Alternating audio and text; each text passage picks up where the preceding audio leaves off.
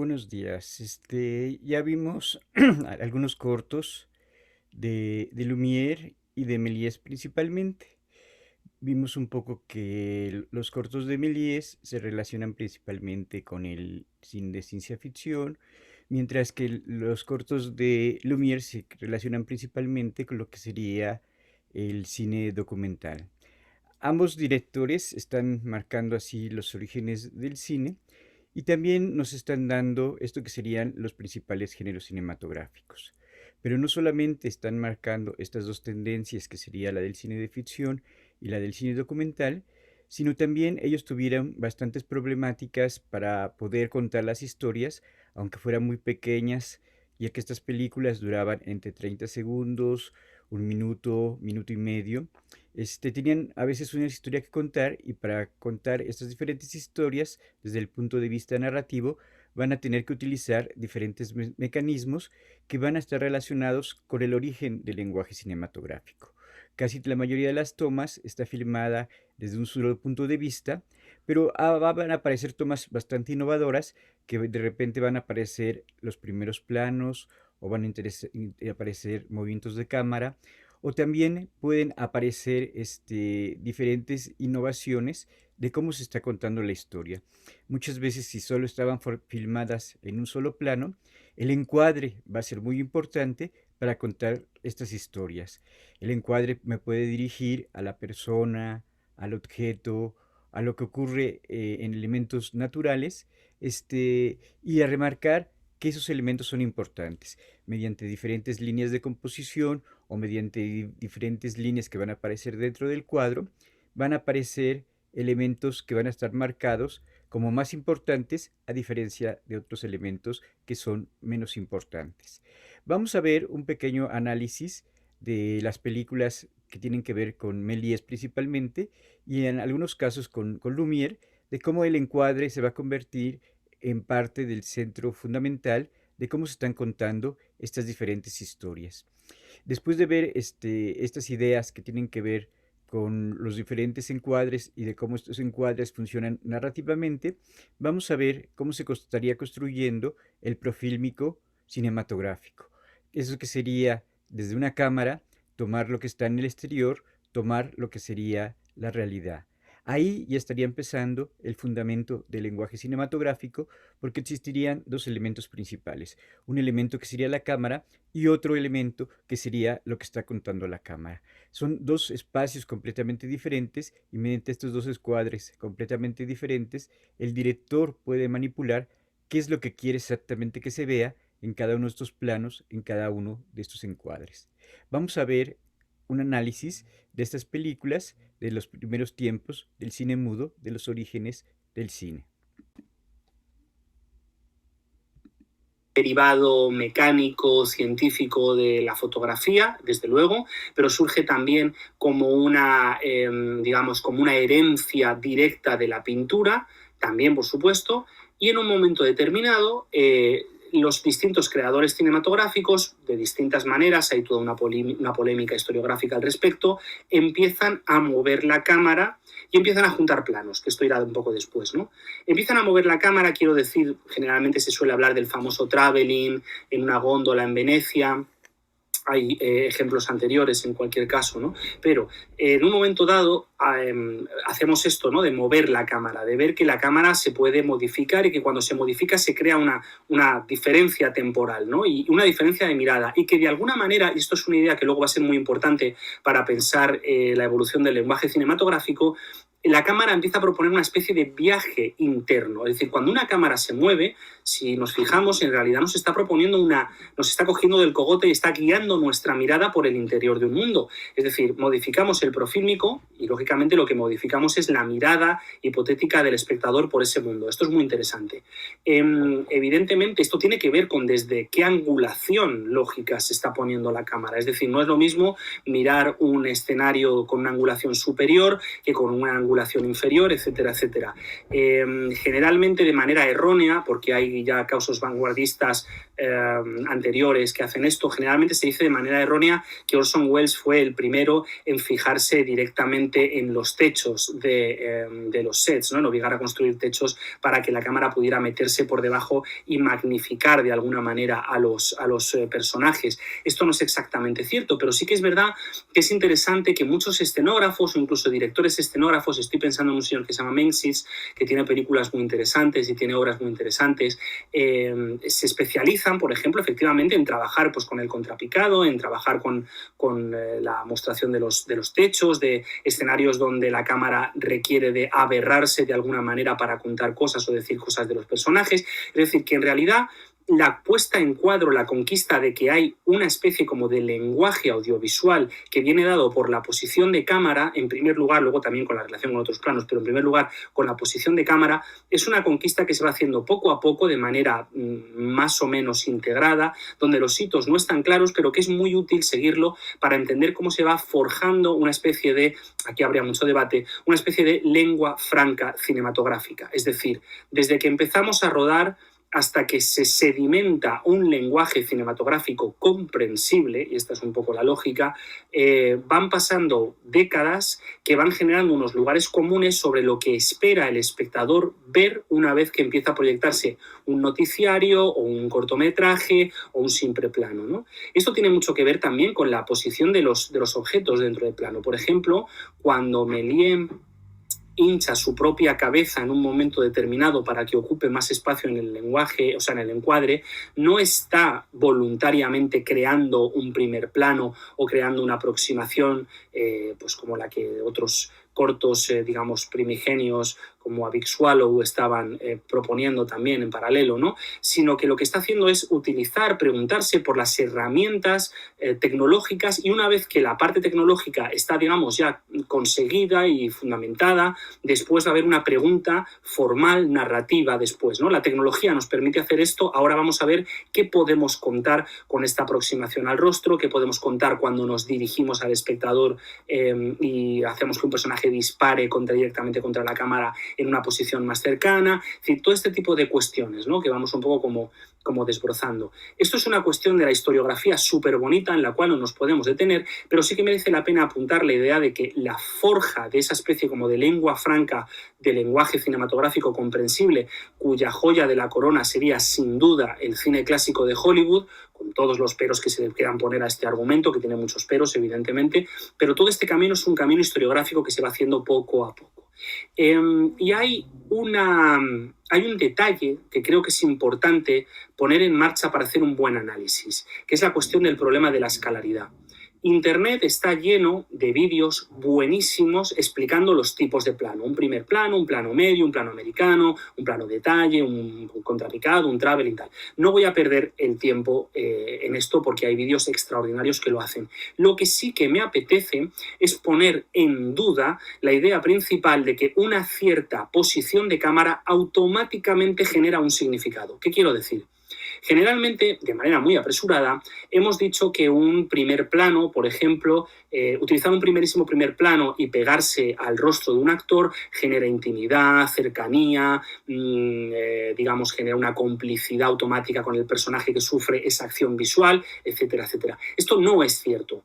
No hay una correspondencia real entre una decisión de escalaridad y un significado cinematográfico que viene dado automáticamente, sino que la relación de cada uno de los planos significante se tiene que estudiar en el conjunto de la secuencia. Es decir, un primer plano per se puede significar cosas completamente diferentes teniendo en cuenta el plano que vaya antes y el que vaya después, o teniendo en cuenta su duración, o teniendo en cuenta el color, o teniendo en cuenta una serie de cosas, ¿no? Voy a poner un ejemplo que yo creo que es extraordinario para entender esto, uno de mis ejemplos favoritos y además uno de mis momentos favoritos de la historia del cine. En Persona, en una película que se llama Persona de Bergman, de 1966, hay un momento determinado en el cual un personaje, que es Phoebe Anderson, Alma la enfermera, le está contando a Elizabeth Vogler, le está haciendo una confidencia sexual, le está contando un secreto íntimo, una orgía que tuvo en la playa con una amiga y unos desconocidos. Es una escena visualmente digamos, sorprendente porque Berman, punto número uno, se niega directamente a utilizar un flashback, es decir, se queda en el momento de la narración, y punto número dos, y esto es lo que más me interesa, el plano está compuesto de tal manera que el centro visual compositivo no es la persona que cuenta esa historia, sino la persona que la recibe, Elizabeth Vogler, ¿no? La que escucha, por una lógica vampírica que hay dentro de la película y tal. Ese momento extraordinario, escalofriante, en realidad no tiene nada que ver con una hipotética empatía del espectador hacia Elizabeth Vogler, porque todo lo contrario, la escalaridad de plano centrado en el rostro de ella lo que hace es convertirla en un bicho vampírico, sediento de la, digamos, de la complicidad, de la sangre, de ese secreto que surge, ¿no? Que además es algo que luego la película escribe después literalmente de otra manera. Pero esa posición de cámara, si no entendemos la secuencia, lo que dice, lo que está en juego y lo que Berman está buscando, que es que nos demos cuenta de cómo está gozando esa mujer de acceder al secreto de Alma, ¿no? Si no entendemos eso, no lo entendemos. Entonces, por eso yo creo que hay que dudar o poner en crisis todas estas lecturas que dan por sentado que una escala concreta de plano, una posición concreta de la cámara que genera un tipo de plano concreto, automáticamente significa una cosa. No es verdad. Esto, evidentemente, como quizá alguien piense ya, esto destruye la posibilidad misma de que haya un lenguaje cinematográfico cerrado. Es decir, destruye la posibilidad de que podamos hacer un diccionario de cine donde un tipo de plano signifique automáticamente una cosa.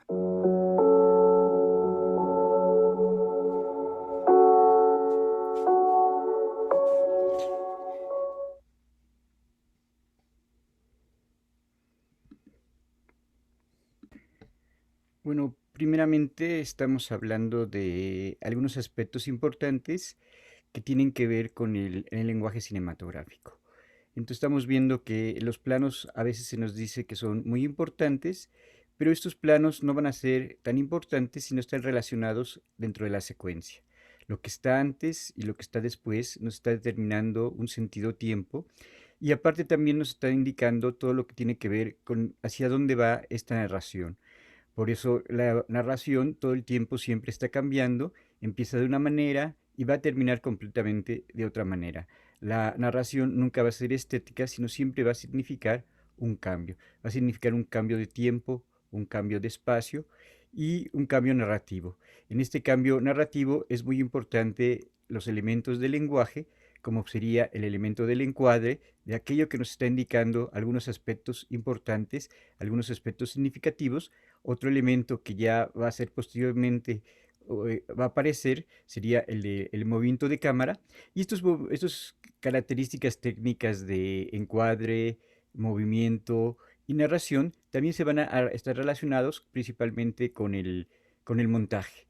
Estos problemas de encuadre, movimiento de cámara, narración, van a ser los problemas que van a tener principalmente desde los orígenes del cine, desde todo lo que sería el cine mudo, y van a ir evolucionando completamente porque cada vez los encuadres van a ser más elaborados, cada vez se va a tener más conciencia de los diferentes movimientos de cámara, de los elementos de la iluminación, de los elementos de actuación, de los elementos de puesta en escena, y poco a poco se va a ir conformando lo que sería un montaje.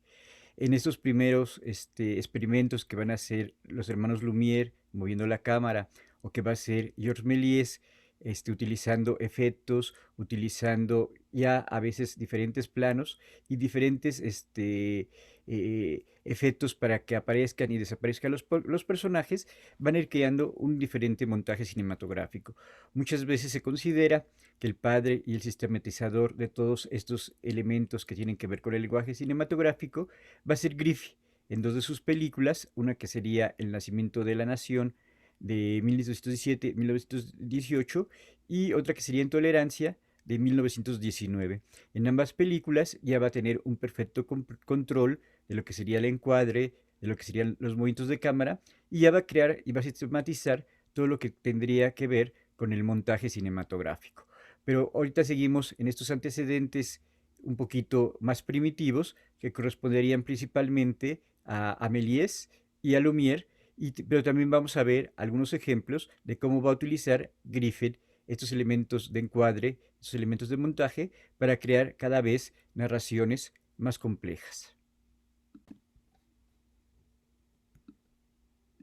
Vamos a intentar comparar dos piezas del cine silente, por un lado El viaje a la luna de 1902 de Georges Méliès, por otro lado un cortometraje The Rose of Kentucky de Griffith de 1911, para intentar profundizar un poco más en los procesos de montaje y de encuadramiento de plano o de configuración interna de plano que íbamos viendo y que hemos venido trabajando en el último vídeo. La idea de trabajar estas dos piezas al mismo tiempo es para intentar ver cómo evoluciona eso que plano que íbamos viendo y que hemos venido trabajando en el último vídeo. La idea de trabajar estas dos piezas al mismo tiempo es para intentar ver cómo evoluciona eso que decíamos que no terminaba de existir del todo, pero que es una muletilla que a nosotros de momento nos sirve, que es eso del lenguaje cinematográfico, y intentar plantearnos sobre todo cómo se produce significación en el caso que hoy nos ocupa, por lo que tiene que ver con la posición de cámara y también por lo que tiene que ver con el montaje. Vamos a empezar con Méliès. La pieza de Méliès es muy interesante, sobre todo porque hay muchos teóricos que afirman que Méliès no utilizaba siquiera planos, no se puede hablar de planos, sino que es más correcto hablar de cuadros.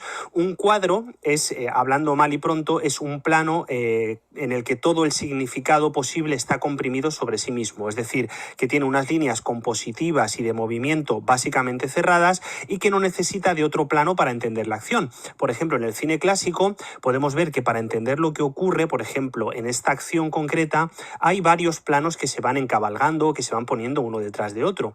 Un cuadro es un plano que funciona por sí mismo, que es conclusivo. Para empezar a analizar esta pieza vamos a hacer lo que en terminología fílmica llamamos un découpage. Esta palabra es una palabra de origen francés, como bien os podéis imaginar, y que básicamente lo que quiere decir es que vamos a sacar toda la cantidad de planos o de cuadros que componen la pieza y vamos a ver cómo funcionan. Lo primero que llama nuestra atención es que Viaje a la luna es una pieza que está compuesta exactamente por 17 cuadros. 17 cuadros razonablemente independientes, que esto vamos a ver que hay mucho que discutir, ¿no? Y una vez que los alineamos, los ponemos uno detrás de otro, los contamos, vemos cuáles son y cómo está situada la cámara en cada uno de ellos, ya pasamos a analizar.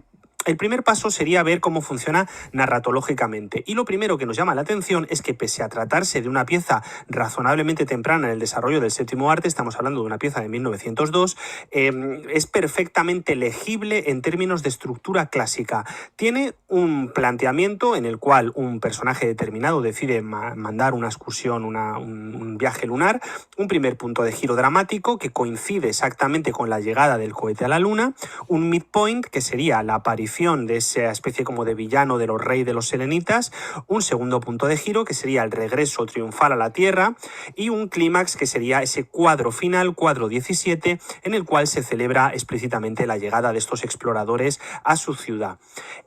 Una vez que hemos entendido narratológicamente cómo funciona la pieza, ahora ya pasamos a ver lo que sería la posición de cámara. Lo primero que nos llama la atención es que la posición de cámara en todos los cuadros es prácticamente la misma. ¿Por qué?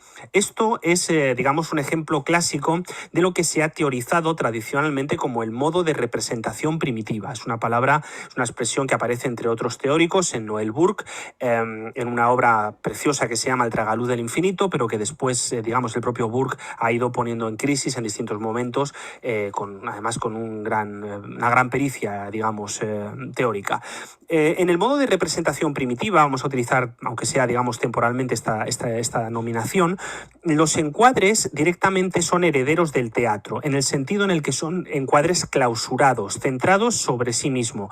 Esto se ve, por ejemplo, en que prácticamente todas las líneas del encuadre van hacia adentro, apuntan hacia adentro, casi nunca se apoya la acción sobre el fuera de campo, no sabemos nunca lo que hay, por ejemplo, en la posición de cámara o más allá del espectador o en los lados del encuadre, hay excepciones, ahora veremos alguna. Lo que sí que nos interesa, por ejemplo, es que pese a ser encuadres cerrados sobre sí mismos, sí que muchas veces se plantea un más allá, como haciendo una especie de extensión del profílmico, permitiendo que haya otros términos que se puedan ver, en este caso o bien falseando perspectiva, como vemos aquí, o bien directamente pintando sobre los telones y generando una especie como de profundidad falsa sobre los telones. Luego, aunque estemos en el modo de representación primitiva, estos encuadres sí que demuestran que había una especie de intento por parte de los primeros realizadores de intentar pensar con cierta complejidad cómo funcionaba el espacio fílmico. Luego, entendemos por un lado esto. ¿Qué más tenemos? Lo siguiente que nos llama la atención son las líneas de movimiento. Las líneas de movimiento se suelen dividir en dos, las que, digamos, tienen que ver con el movimiento interno del encuadre, líneas centrípetas, líneas que apuntan hacia el interior, o las que directamente mandan la mirada hacia afuera del encuadre. Por ejemplo, si nos quedamos con simplemente con el primer cuadro de Viaje a la Luna, que es un cuadro muy muy bonito, vamos a ver cómo, en primer lugar, la composición es la de un plano general, vemos varios cuerpos, es un retrato de masa, que tienen principalmente una composición inicial triangular, es decir, la base, digamos, compositiva principal del encuadre es de entrada un triángulo. Pero ¿qué pasa? Que cuando Méliès hace avanzar la acción, introduce esta línea de movimiento que vemos aquí y nos permite desplazar la composición del encuadre, en este caso hacia una diagonal ascendente que va desde la izquierda del encuadre hasta la parte superior, desde esta especie como de sabio que da la lección hasta el telescopio que apunta y que, digamos, lleva la línea del espectador o pone más peso en ese vértice concreto del triángulo inicial. Lo que me interesa que pensemos aquí es que este cambio de composición interna de plano ocurre porque hay una lógica narrativa, es decir, porque hay algo de la historia que provoca este cambio visual. En este caso, ¿qué es lo que pone en marcha? Pues que este personaje está explicando cuál va a ser el planteamiento de entrada de la pieza, que quiere viajar a la Luna y cómo lo va a hacer. Luego de ese conjunto triángulo inicial cerrado de sabios escépticos, gracias a ese cambio interno compositivo de cuadros, se genera una nueva diagonal o una diagonal más marcada del triángulo, hay un cambio de peso dentro del encuadre y este cambio de peso genera un cambio narrativo, es decir, pasamos de un estado en el que no se planteaba el viaje a la Luna a un estado en el que ya sí se plantea y se pone en marcha el viaje a la Luna. ¿Cómo salimos de este cuadro? Pues salimos con un movimiento interno, de nuevo, en este caso hacia la derecha, que se fusiona con el segundo cuadro. Aquí ya tenemos montaje, ha habido un corte, en este caso está fundido, esto nos daría para hablar largo y tendido, pero de entrada nos quedamos con la idea con que esta especie como de movimiento interno a la derecha genera una relación de causalidad entre planos. Luego vamos a ver esto para qué sirve. En primer lugar, cuando nos planteamos por qué hay un corte en montaje, nos planteamos qué relación puede haber entre los cuadros, ¿no? Por qué el director o el realizador pasa de un cuadro o un plano a otro plano. En este caso concreto, además, se ve que Méliès, en tanto es un realizador clásico, está trabajando por causalidad, es decir, la acción que ocurre en un plano nos lleva al plano siguiente, nos guía, hay una relación como de causa-efecto. Y esto a su vez lo podemos dividir como en dos, digamos como en dos grandes categorías. Una primera categoría que sería la de los cambios leves, ¿no? Por ejemplo, en el caso que veíamos en el cuadro 1 y 2, el cambio causal es muy frágil, es decir, pasamos de la propuesta de generar un viaje a la Luna a ver cómo ese cohete se está construyendo. No hay una gran evolución narrativa. Hay un cambio de plano, hay un cambio de espacio interno, pero no hay, digamos, algo sorprendente en la historia o un gran cambio narratológico que haga que, digamos, que se genere una mayor violencia en el encuadre. Lo que sí que se puede encontrar, en segundo lugar, sería un cambio en montaje por una causalidad más marcada. Esto, por ejemplo, se ve muy bien en los planos o los cuadros 11, 12 y 13. Además, ¿por qué? Porque aquí hay una lógica dramática. Nuestros personajes están escapando de las hordas de los selenitas, del rey selenita, y digamos que tienen que huir. Y en esa violencia de la huida se marca mediante montaje, en este caso, una línea descendente. Es interesante que pensemos que la relación entre cortes es una relación de movimiento. En el primer caso, una relación horizontal de izquierda a derecha, y en el segundo caso, una relación vertical, de caída, descendente, mucho más violenta, además con un corte con mayor rapidez de plano. Esto nos da una pista, ¿no?, sobre cómo la manera, la velocidad en la que se cortan los planos puede generar mayor o menor dramatismo narratológicamente. Después podemos generar un salto, y de hecho lo generamos.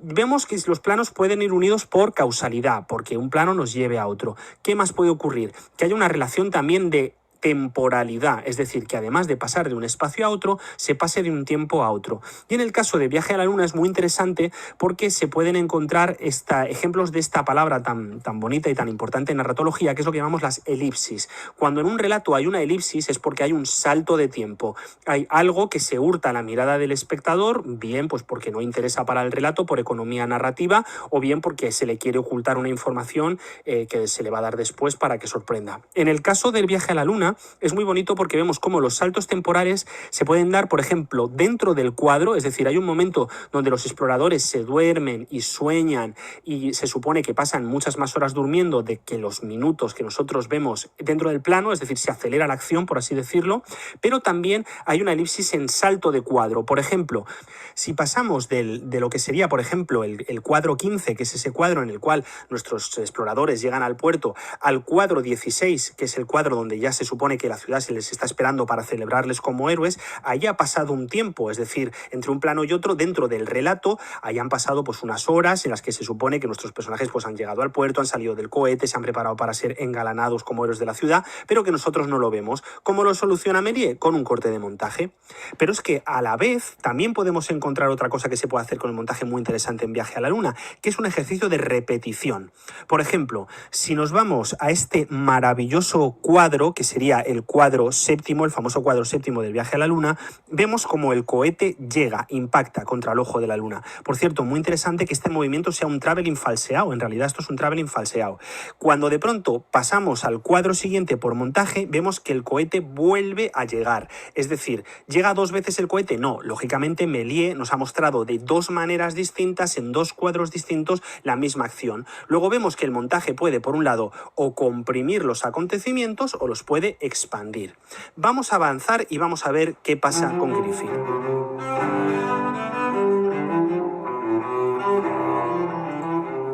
Ahora bien, cuando saltamos a 1911, a The Rose of Kentucky, hay que tener en cuenta que estamos hablando de apenas 9 años después, y sin embargo, lo que serían los mecanismos de expresión cinematográfica se han complejizado enormemente. Es verdad que estoy haciendo un poco de trampa porque me estoy yendo a un director como Griffith, que era una de las grandes esponjas, ¿no?, de todas las huellas estilísticas y de las posibilidades expresivas, y de hecho, para muchos autores fue directamente el que aglutinó y llevó a sus consecuencias lógicas todos los primeros intentos de generar una autonomía del cine, un lenguaje cinematográfico. En cualquier caso, lo que nos interesa es ver que en estos 9 años de pronto todo parece haberse complejizado para llegar a sitios muy interesantes. Las situaciones, por ejemplo, los cuadros ya no son autónomas. Una sola situación, una sola escena, se parte en diferentes planos. Puede llegar a tener 9 planos, puede llegar a tener 11 planos, 12 planos. Si hacemos un decoupage, de nuevo, vemos que prácticamente frente a los 17 planos que tenía Viaje a la Luna, esa misma cantidad se agota en los primeros 4 o 5 minutos de metraje de The Rose of Kentucky. Hay un análisis muy interesante de Fernando Usón sobre la pieza, donde hace un decoupage casi completo, y lo dejo en la descripción del vídeo, enlazado por si alguien lo quiere leer, realmente merece mucho la pena. Voy a saquear algunas de sus ideas y voy a ampliar otras para entender un poco la relación de complejización, ¿no?, que sufre este lenguaje cinematográfico. Lo primero que quiero marcar es que aquí ya no encontramos solamente una trama, en este caso fantástica, como pasaba en Viaje a la Luna, sino que aquí hay dos que funcionan en paralelo. Por un lado, una trama clásica de amor heterosexual entre un gran magnate de una plantación y una joven pupila, y por otro lado, una trama de defensa contra el Ku Klux Klan, lo cual además convierte la pieza en una pieza un poco rara dentro de la trayectoria de Griffith, porque como ya sabéis, el nacimiento de una nación, esa infame oda al Ku Klux Klan la dirigiría él mismo, ¿no? Pero unos años antes pone en crisis al propio Klan en esta pieza corta, y lo cual la hace, por supuesto, mucho más interesante para trabajar. Y estas dos tramas, además, quedan enlazadas en paralelo. Una se desarrolla durante principalmente la primera parte de la cinta, del cortometraje. Otra entrará prácticamente a partir del midpoint, sin solución de continuidad, directamente por corte, hay un genérico y ya empieza la segunda pieza, pero lo interesante es que para concluir, para llegar a su conclusión, tienen que anudarse las dos. Enseguida vamos a ver cómo la veremos. ¿Qué diferencias encontramos con respecto a lo que hemos visto de Méliès? Bueno, aquí el plano ya no es autónomo, aquí hace falta entender el plano contiguo para entender bien la acción, y de hecho la separación simbólica entre planos es fundamental, porque es una separación que la da el el montaje, pero la marca la propia trama, digamos, de los personajes. Por ejemplo, en este momento en el cual vemos que estos dos personajes ya están enamorados, pero no pueden estar juntos y se separan mediante montaje. Las líneas de mirada, como dice Usón en su análisis, confluyen, pero el montaje los separa. Luego el montaje, mediante el corte de plano, está dando pistas sobre cómo funciona dramáticamente la situación. Hay planos que no tienen apenas contenido narrativo, ¿no? O por lo menos lo que llamamos un contenido narrativo fuerte. Planos donde vemos a los personajes acicalándose o donde les vemos reflexionando sobre los problemas que van a tener. Son planos, entre comillas, narrativamente blandos, pero son muy importantes porque lo que están mostrando es cómo Griffith se interesa por la psicología interna de los personajes, cosa que en Méliès todavía, obviamente, no estaba escrita.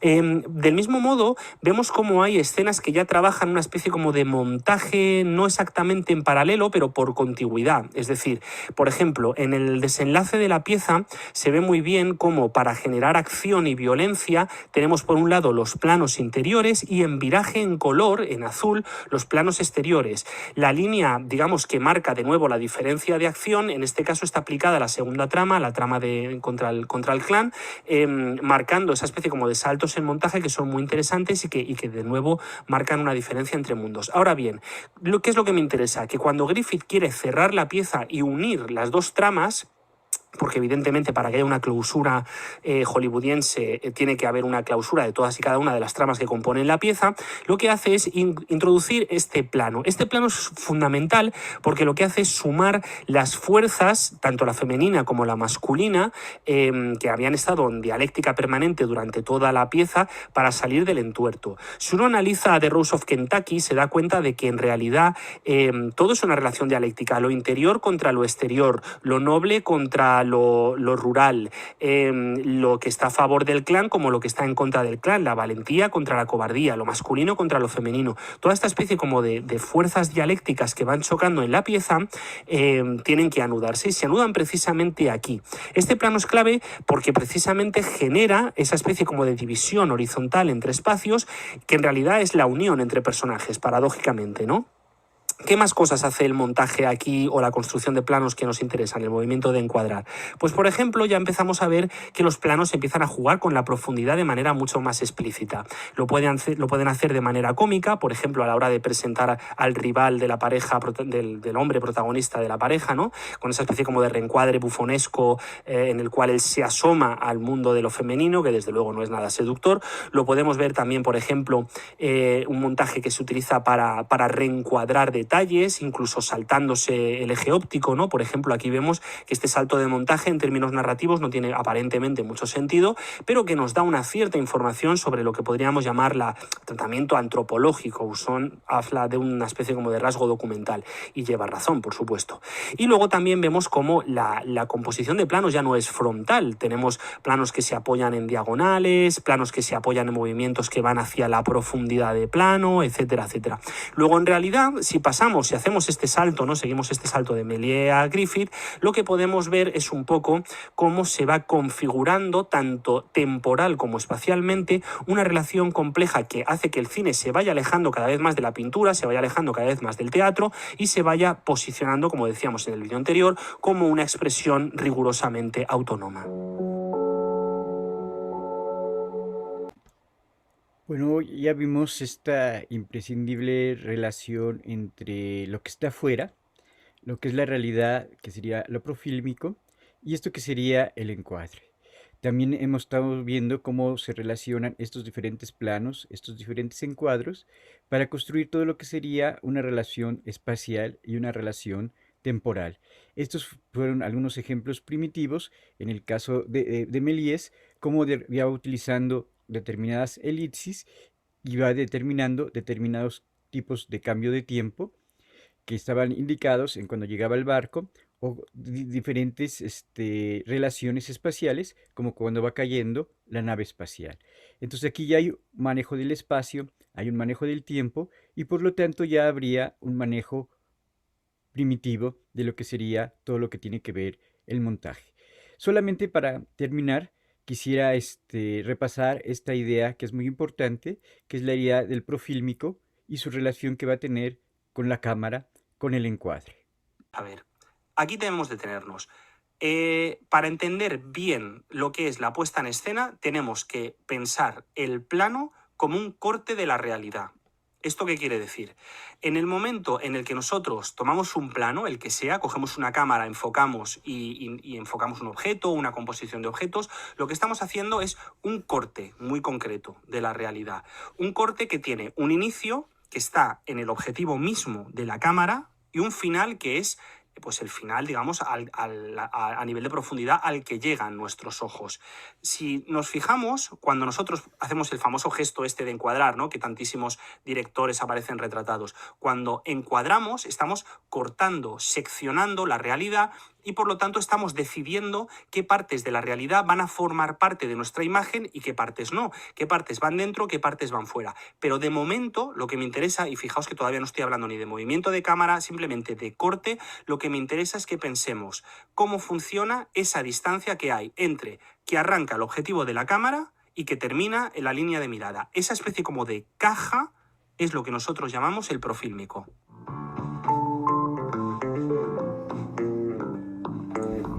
Para intentar ejemplificar un poquito mejor cómo funciona el profílmico y cómo nos puede ayudar a analizar las imágenes, quizá deberíamos hacer una pequeña formulación gráfica. Digamos que tenemos por un lado el principio del corte, es decir, nuestra cámara posicionada en el mundo real, puede ser en el mundo real, en un decorado hecho ex profeso, en un estudio o lo que fuera.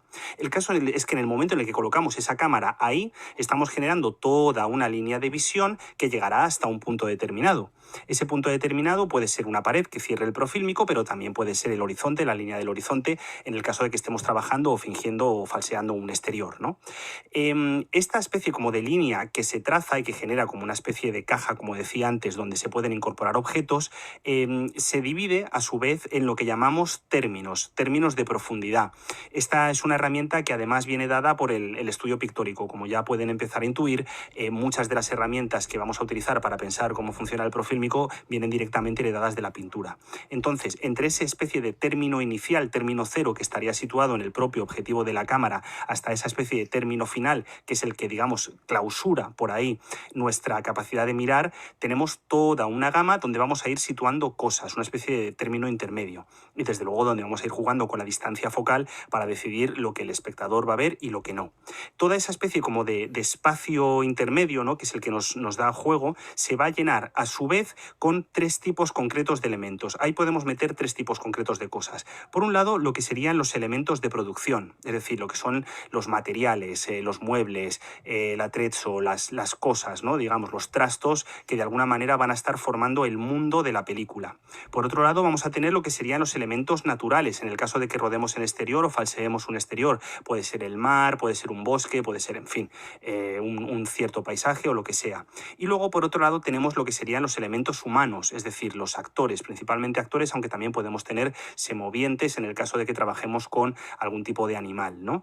La conexión de estos tres puntos es fundamental, es muy interesante, porque es la que al final va a dar consistencia al mundo interno de la película, a la diégesis de la película. Da igual en este momento que estemos hablando de profílmicos reconstruidos, de profílmicos que se encuentran, entre comillas, en la realidad. Lo que nos interesa es que las herramientas para pensarlos van a ser exactamente lo mismo.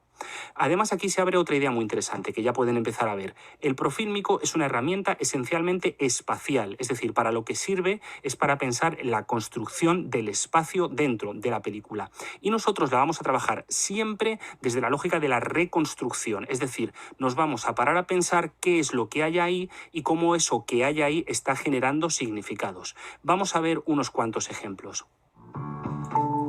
Todo esto se va a entender mucho mejor, evidentemente, si podemos trabajar con algunos casos concretos. Por ejemplo, vamos a analizar unos cuantos profílmicos de los que componen la película Sarabán, de Ingmar Bergman, la última película de Bergman.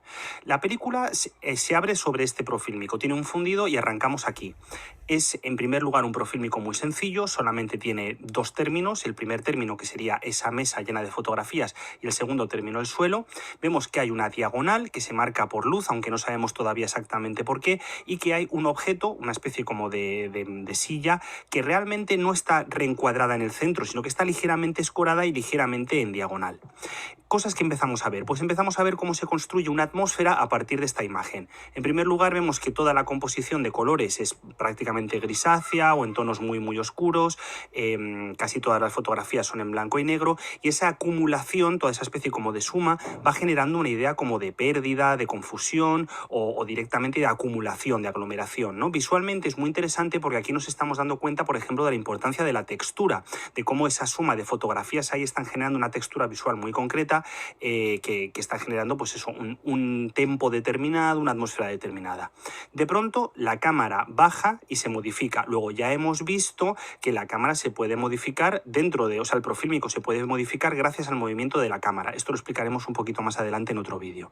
En cualquier caso, la cámara desciende. No vamos a entrar ahora en lo que implica esa posición, pero sí vemos que desciende y reencuadra a Marianne. Y aquí tenemos a Marianne sonriente enseñándonos sus fotografías. A nivel de profílmico, aquí ya vemos que tenemos tres términos, por lo menos tres términos. Un primer término, que sería la mesa; un segundo término, que sería la propia Marianne, que está un poquito detrás; y luego un tercer término, que sería esa especie como de ventana al fondo. Dato muy interesante, no vemos en ningún momento qué es lo que hay detrás. Se nos niega la visión del horizonte, simplemente lo que tenemos es una especie como de fondo iluminado en amarillo tal, ¿no? Esto es interesante porque además esta película fue prácticamente en su totalidad grabada, reconstruida en estudio. Y eso implica pues una serie de decisiones en luz y tal que bueno, son digamos propias de esta manera de trabajar, ¿no? Volviendo al profílmico de Marianne, aquí lo que vemos es que ya se ha incorporado un personaje, una actriz, que además lleva un vestuario muy determinado, va peinada de una manera muy determinada, es un vestuario sobrio, es un peinado sobrio, tiene una cierta edad. Luego, evidentemente, esa especie como de peso vital que ella está poniendo en el encuadre, lógicamente, está aportando muchas cosas a lo que es el mensaje bermaniano, a la propia lectura de la película. Y además vemos que en este caso está haciendo un esfuerzo interpretativo por interpelarnos, por ver quién está al otro lado de esa cámara. Según vamos avanzando, vamos a ver este código cromático dominante, negro, gris, colores apagados, y vamos a ir viendo cómo según va avanzando la película se va modificando el código cromático. Más adelante, cuando pasemos al primer encuentro con Joseph, lo que vemos es un profílmico en principio en exteriores, está falseado en exteriores. Aquí vemos que hay claramente dos términos, uno que sería la casa y otro que sería la propia pareja de personajes. Hace un momento, antes de llegar aquí, Berman ha incorporado un plano absolutamente precioso donde se ve a Marianne atravesando esa especie como de, volviendo al presente, ¿no? Digamos, atravesando esas barreras, atravesando esas puertas, ¿no? Atravesando los términos del profílmico, por hablar ahora ya en propiedad. Cuando ya hace ese recorrido, cuando ya va a arrancar la acción, aparece junto a Erland Josephson, junto a Joseph en esta situación. Nos interesa mucho, por ejemplo, el trabajo de vestuario, cómo está muy mimado tanto lo que sería el trabajo sobre telas, el trabajo, digamos, de, pues eso, puramente cromático, compositivo, cómo seguimos trabajando dominantes todavía razonablemente apagadas, aunque aquí, evidentemente, la dominante principal es la roja. Hay que tener, por ejemplo, muy en cuenta cómo esa especie de rojo de la ropa se relaciona también con la propia pintura de la casa y cómo eso va generando una cierta atmósfera, una cierta manera de trabajar la atmósfera.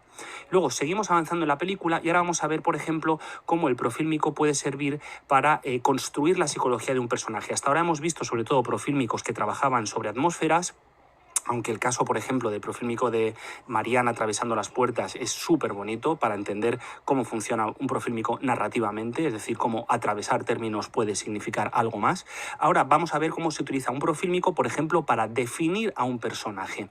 Y aquí tenemos este maravilloso momento, además también a partir de otra puerta que se abre, donde vemos a Erland Josephson, al personaje de Joseph, aquí perfectamente centrado en plano y aplastado. Es un profílmico muy complejo. Como vemos, es un profílmico ultra barroco, quiero decir, con mucho ruido, con muchos objetos. Es un profílmico que el ojo se abisma sobre él, que le gusta mirar, que tiene mucha información visual, pero que tiene esa especie como de punto de luz central que va, digamos, ordenando todas las líneas compositivas. Es interesante además que no es un profílmico simétrico, porque ahí está, por ejemplo, esa escalera que cruza de alguna manera y que impide que nos enfrentemos con la simetría. Luego veremos, esto va a ser muy interesante cuando saltemos a otros profílmicos. Vemos digamos que no se permite la simetría, sobre todo porque va a ser un escenario muy conflictivo, muy dado al conflicto. Y además es interesante ver todo digamos, el aparataje psicológico que está mostrando solamente esta imagen. Ese hombre viejo, atrapado, encerrado entre libros, digamos, en este caso aplastado por una dominante marrón, solamente ligeramente coloreada por lo que sería ser rojo del flexo y ligeramente matizada por el propio azul de la camisa. Todo lo demás es esa especie como de gris, marrón, pardo que parece que aplasta, ¿no? Y cómo en un momento determinado la película va a hacer un cambio absolutamente radical. Bueno, ya vimos algunos aspectos muy importantes del lenguaje cinematográfico, como sería lo que tiene que ver con el encuadre, lo que tiene que ver con el montaje y cómo se va construyendo estas relaciones del espacio y del tiempo. Y ahorita profundizamos un poco con este elemento que sería el profílmico, que sería aquello que está captando del exterior la cámara, ¿no?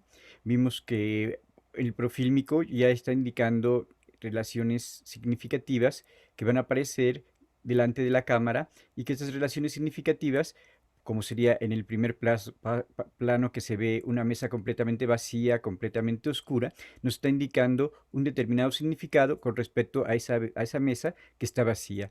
En el segundo plano vemos a esta mujer que entra y cambia completamente la iluminación, pero seguimos en un mundo encerrado que sería completamente ese mundo que está dentro de la casa. Después aparece Marianne con su esposo y ese ya sería en un exterior y ahí cambia completamente otra vez los colores hacia unos colores más rojos, más de tinte, casi, casi como que nos llevan a esta ropa que utilizan los cardenales. Y ahí ya cambia completamente la relación, ¿no? En uno estaba un personaje vacío, en otro estaba una mujer sola, y en otro va a aparecer la mujer acompañada de su esposo. Y luego también vimos que también el profílmico puede servir para indicar el carácter de estos personajes. Como veíamos en el video anterior, Griffith ya se interesaba por esos personajes y su psicología, y aquí se está interesando también mostrando este profílmico, mostrando su biblioteca, a este personaje completamente aislado, completamente encerrado entre libros y que solamente va a recibir un rayo que viene de la ventana. Entonces, estos elementos que sería el profílmico, el encuadre, el montaje, ya nos está hablando de cómo va funcionando y de cómo se va creando todo lo que tiene que ver con el lenguaje cinematográfico. De hecho, sería como las 7 u 8 semanas o 9 semanas que tengamos juntos, tratar de ver cómo funciona todos los elementos del lenguaje cinematográfico o de la narración cinematográfica y que todos estos elementos que nosotros utilizamos como lenguaje tienen una capacidad completamente expresiva, completamente significativa, pero siempre privilegiando el aspecto narrativo, que es lo que está contando y que él quiere llegar y que quiere producir en el espectador determinados efectos emocionales, determinados sentimientos y que finalmente le quiere dar un determinado mensaje, una determinada experiencia de vida, una determinada visión del mundo.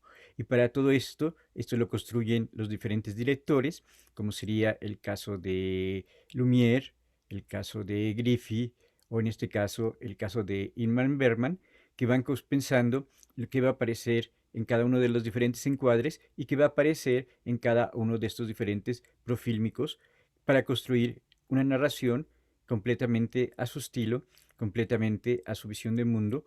Entonces, como diría Godard, cada encuadre, cada composición está significando una postura ante el mundo y no sería solamente sería una postura ante el mundo, sino Godard diría que todo encuadre pues ya lleva de por sí una postura ideológica, una postura política. No solamente encuadramos por una cuestión estética, sino encuadramos por una razón política.